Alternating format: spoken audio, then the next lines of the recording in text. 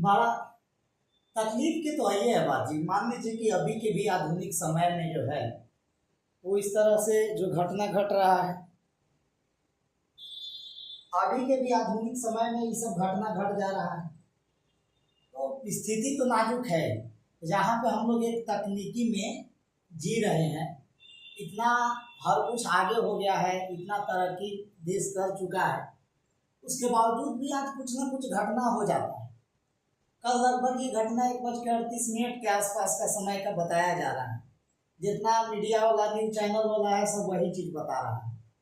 242 लोग था, इसमें संख्या बताया जा रहा है कि उसमें 242 में 230 तो वहाँ पे सवारी थे, उसमें पैसेंजर थे, और 12 वो जहाजे का क्रू मेंबर थे, मतलब चालक दल जिसको कहा जाता है, वही सब मिल करके थे।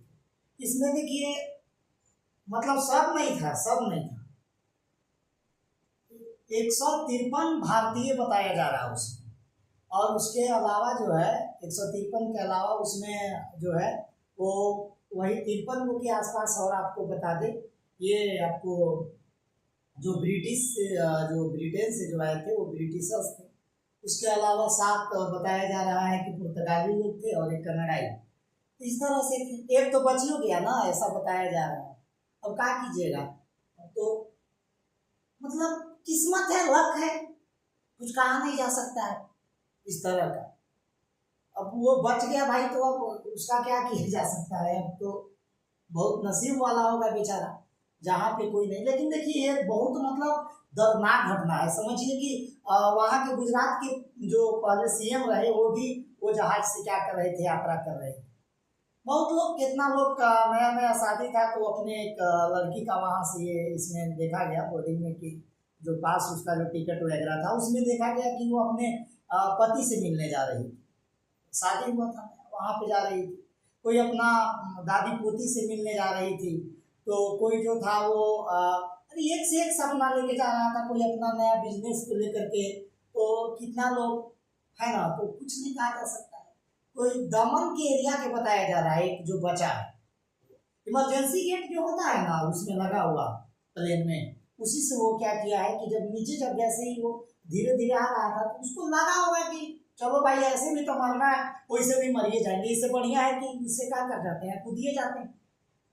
787 8 ड्रीम लाइनर एयर इंडिया का, टाटा भी वही जहाज था।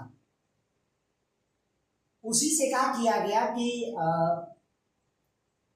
हालांकि उसको जब लगा कि इमरजेंसी है, पायलट को लगा था तो मेडे कॉल दिया था, लेकिन अचानक से इतना इमरजेंसी घटना हुआ ना कि उसको समझ पाता उससे पहले ही क्या हो गया कि वो क्रैश हो गया। और क्रैश हुआ तो देखिए एमबीबीएस के अहमदाबाद में वहीं पे है ना हॉस्टल था बच्चा लोग के, और लंच लोग कर रहे थे। और उसी पर सोचिए कि वो क्या कर गया कि गिर गया, पूरा बिल्डिंग में वो घुस गया। वो 200 जो भी 52 लोग थे ना, वो गए ही गए।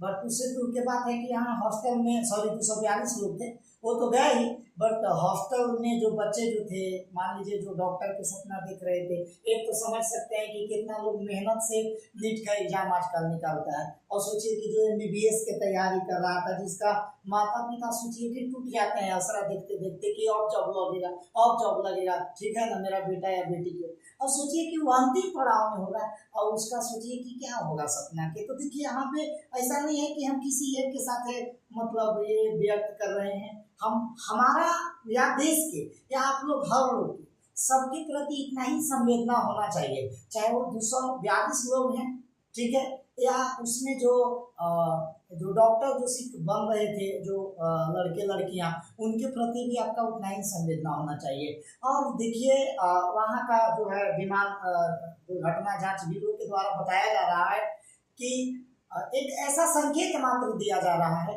कि ये जो है वो इलेक्ट्रिकल फॉल्ट हो सकता है, कुछ तकनीकी खराबी, जैसे इंजन का कुछ खराबी हो सकता है ऐसा। लेकिन जब वो विमान दुर्घटना जांच ब्यूरो पूरा तरह से जब जांच कर लेगी तब बताया जाएगा।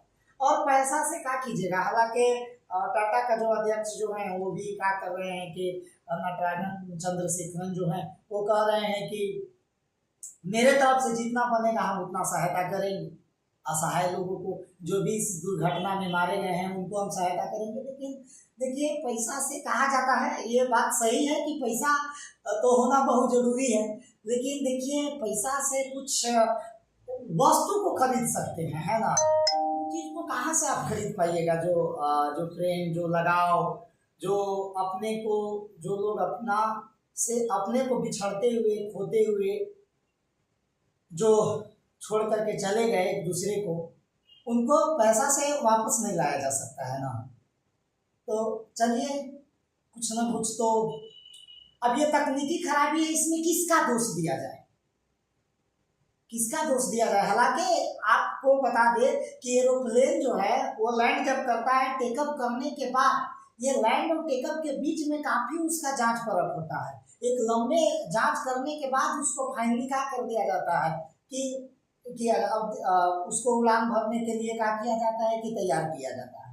और देखिए, ज्यादातर जो प्लेन क्रैश जो होता है, मतलब 100 में से 90%, 95%, वो चाहे तो टेकअप के समय होता है, चाहे तो लैंड करता है उस समय। तो टेकअप के समय या लैंड करने के समय नहीं, ये तो 10 मिनट आगे चला गया था, उसके बाद अचानक से एक तेज आवाज आया और वो तेज चीख के साथ वहां पे देखा गया कि धुआं में जो है वो पूरा तरह से, मतलब उनका जो तब्दील हो गया शरीर। अब सोचिए कि जो लोग जले हैं उनका कैसे पता चलेगा। अब डीएनए टेस्ट होगा उनका पूरा, तब ना पता चलेगा, नहीं तो शरीर इतना झुलस गया आग में कि किसी प्रकार से पता ही नहीं चल पा रहा है कि क्या है नहीं।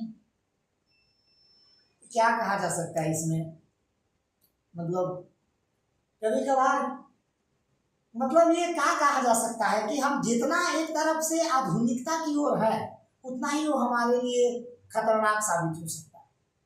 खैर, आगे आते हैं। देखिएगा, यहाँ पे हम चर्चा कर रहे थे ट्रांजिटिव वर्ब और इंट्रांजिटिव वर्ब के बारे में।